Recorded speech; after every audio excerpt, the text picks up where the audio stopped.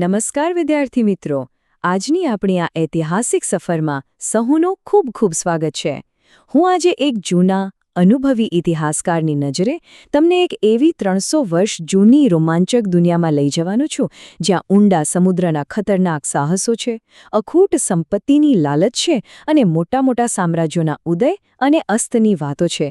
તો ચાલો જોઈએ કે કેવી રીતે દરિયાપારથી આવેલા કેટલાક ખલાસીઓએ આપણા ભારતનો આખો ઇતિહાસ કાયમ માટે બદલી નાખ્યો. હવે જરા વિચારો, શું ક્યારે એવો સવાલ થાય છે ખરો કે માત્ર થોડા કાળા મરી અને રેશમના કાપડની શોધમાં નીકળેલા આ વેપારીઓ આખાને આખા ભારતીય ઉપખંડ પર રાજ કેવી રીતે કરવા લાગ્યા? મતલબ કે જે માત્ર એક નાનકડી વેપારી સફળ તરીકે શરૂ થયો હતો ને, તેણે આગળ જતા કાયમ માટે આખી દુનિયાની અર્થવ્યવસ્થા અને ભારતનું રાજકીય ચિત્ર જ પલટી નાખ્યું.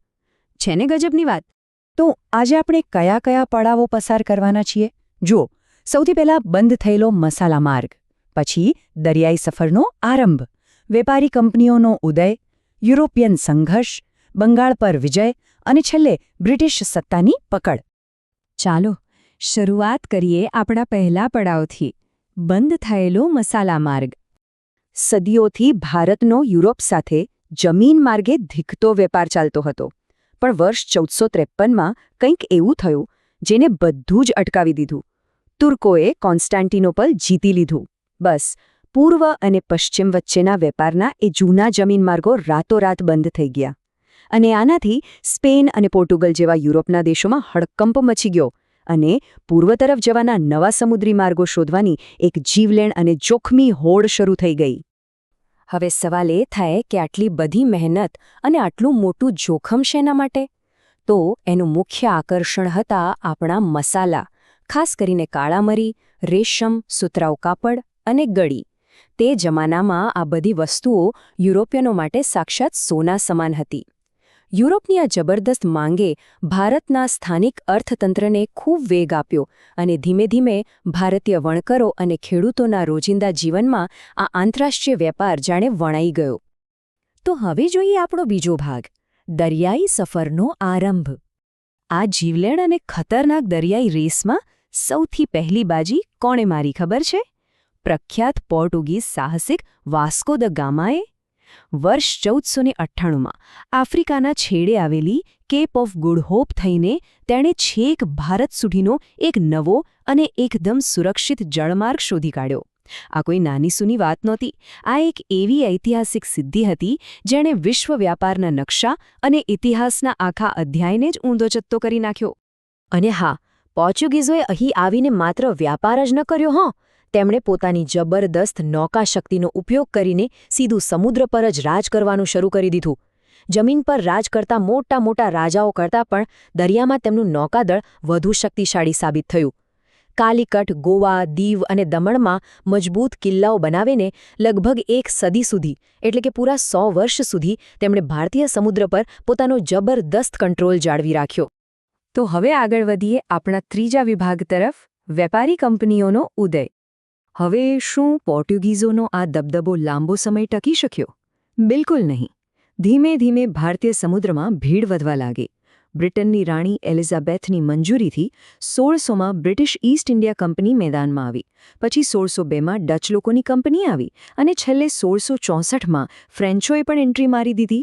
આ બધી યુરોપની મેગા કોર્પોરેશન્સ હતી અને તે બધા ભારતના વિશાળ બજાર પર કબજો જમાવવા માટે ભૂખ્યા હતા. હવે જે વાત હું કહેવા જઈ રહી છું તે ખૂબ રસપ્રદ છે.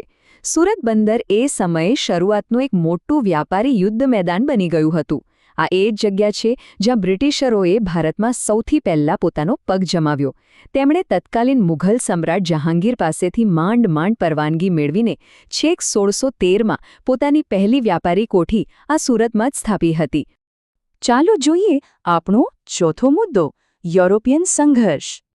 હવે સીધી વાત છે, જ્યારે આટલી બધી તાકાતવર અને લાલચુ કંપનીઓ એક જ નફાકારક પ્રદેશમાં ભેગી થાય, ત્યારે ભાઈ શાંતિથી વ્યાપાર કરવો તો અશક્ય જ બની જાય ને? ભારત પર પોતાનું પ્રભુત્વ જમાવવા માટે બ્રિટિશ અને ફ્રેન્ચ કંપનીઓ વચ્ચે ભારે ખેંચતાણ શરૂ થઈ ગઈ. આ કટ્ટર દુશ્મનાવટ છેવટે ભયંકર કર્ણાટક વિગ્રહોમાં પરિણમી અને અંતે 1763માં પેરિસની સંધિ થઈ, જેનાથી બ્રિટિશરોએ ભારતના રાજકારણમાંથી ફ્રેન્ચોના પ્રભાવનો સંપૂર્ણપણે સફાયો કરી નાખ્યો. હવે આપણે પહોંચી ગયા છીએ 5મા અને સૌથી નિર્ણાયક વિભાગ પર, બંગાળ પર વિજય.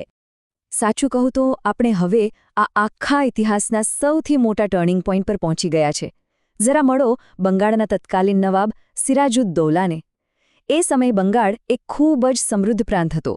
જ્યારે અંગ્રેજોએ તેમને મળેલા વ્યાપારી હકોનો દુરુપયોગ અને પોતાની રીતે ગેરકાયદેસર કિલ્લેબંધી કરવાનું શરૂ કર્યું, ત્યારે આ શક્તિશાળી નવાબે તેમને આકરા શબ્દોમાં રોકવાનો પ્રયાસ કર્યો. તે કોઈ પણ હિસાબે અંગ્રેજોની દાદાગીરી સહન કરવા માંગતો નહોતો. અને આ જ ઘર્ષણમાંથી જન્મ થયો 1757ના પ્રખ્યાત પ્લાસીના યુદ્ધનો. પણ ખરા અર્થમાં જોઈએ તો આ એક યુદ્ધ કરતાં મોટો રાજકીય દગો હતો. અંગ્રેજ અધિકારી રોબર્ટ ક્લાઇવે બહુ ચાલાકીથી નવાબના જ સેનાપતિ મીર જાફર અને જગતશેઠ જેવા કેટલાક ધનિક વ્યાપારીઓને લાલચ આપીને પોતાની તરફ કરી લીધા. અને બસ આ જ ભયંકર રાજકીય દગાબાજીના કારણે ખરા અર્થમાં કોઈ મોટી લડાઈ વિના જ ભારતનો સૌથી અમીર પ્રાંત બંગાળ સીધો જ બ્રિટિશરોના હાથમાં સરકી ગયો. આ જીત પછી કોલકાતામાં આવેલો ફોર્ટ વિલિયમ હવે માત્ર એક કિલ્લો નહોતો રહ્યો. પ્લાસી અને એના પછી થયેલા બક્સરના યુદ્ધ પછી આ મોટી ઇમારત ભારતમાં બ્રિટિશરોની નવી અને એકદમ લોખંડી બની ગયેલી રાજકીય અને લશ્કરી તાકાતનું જીવતું જાગતું પ્રતીક બની ગઈ હતી. સાચા અર્થમાં અહીંથી જ સ્થાનિક સત્તાના સમીકરણો કાયમ માટે બદલાઈ ગયા અને કંપની શાસનનો મજબૂત પાયો નંખાયો. અને છેલ્લે આપણો છઠ્ઠો અને અંતિમ પડાવ બ્રિટિશ સત્તાની પકડ.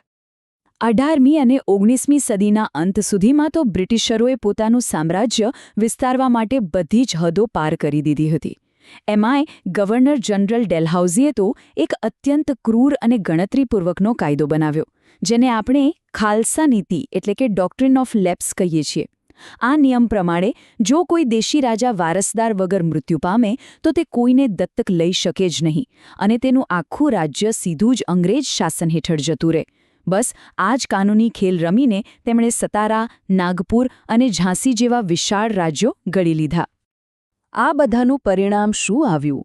એક અત્યંત કરુણ આર્થિક અને સામાજિક દુર્ઘટના. ભારત, જે મુઘલ યુગમાં પોતાના હસ્તઉદ્યોગ અને ખેતી માટે આખી દુનિયાનું સૌથી મોટું નિકાસ કેન્દ્ર હતું, તે હવે માત્ર વિદેશી કંપનીઓના નફા માટે એક શોષિત સંસ્થાન એટલે કે કોલોની બનીને રહી ગયું. આ યુરોપિયન કંપનીઓએ અહીંથી પદ્ધતિસર રીતે સંપત્તિની એવી લૂંટ ચલાવી કે જેનાથી લાખો વણકરો અને ખેડૂતો રાતોરાત બેરોજગાર બની ગયા અને પેઢીઓથી ચાલ્યું આવતું તેમનું રોજિંદુ સામાજિક જીવન સાવ વેરવિખેર થઈ ગયું. તો આજના આપણા આ સેશનના અંતે એક બહુ મોટો અને વિચારવા જેવો પ્રશ્ન ઊભો થાય છે. માત્ર રસોઈના થોડા મસાલા અને કાપડ માટે શરૂ થયેલી એક સાધારણ સમુદ્રી સફર એક આખા દેશની ગુલામી અને આટલા મોટા સામ્રાજ્યના હસ્તાંતરણમાં કેવી રીતે પરિણમી શકે? ઇતિહાસની આ નાની નાની વ્યાપારી ઘટનાઓ કેવી રીતે ભયંકર અને મોટા રાજકીય પરિણામો સર્જે છે, તે ખરેખર ઊંડાણથી વિચારવા જેવું છે ને? તો બસ આજની આ ઐતિહાસિક સફરમાં મારી સાથે જોડાવા બદલ સૌ વિદ્યાર્થી મિત્રોનો ખૂબ ખૂબ આભાર.